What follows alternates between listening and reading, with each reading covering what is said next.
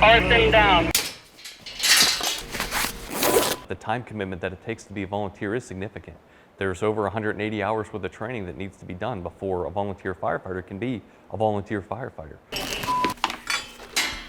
And doing that training within a period of time where you're balancing work, balancing family, and balancing whatever hobbies you have at home can be extremely difficult. Pennsylvania's first responders offer their time and risk their lives to protect people and property, but they're facing incredible challenges in recruiting and retaining volunteers. In fact, the Commonwealth had nearly 300,000 emergency responders in the 1970s. Today, there are only about 37,000, leaving the possibility of a day when a 911 call goes unanswered. There's a lot of ways to give back to the community, but for me, doing it through the fire department has been very rewarding, and I thoroughly enjoy it. But I'm getting older.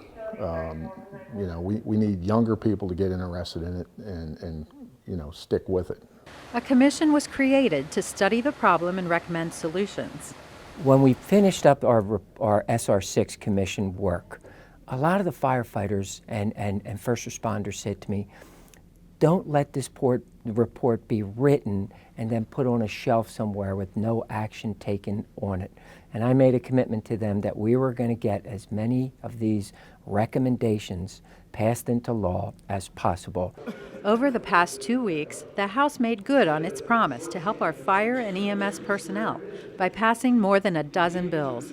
Among the benefits are tax breaks and tuition assistance to recruit and retain members, as well as ways for companies to access more money for equipment and training.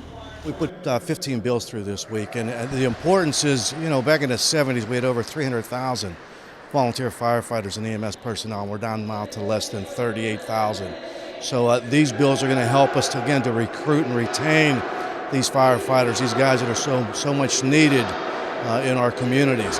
You know, we have 2,500 fire companies across the Commonwealth. 90% of those are manned by volunteers.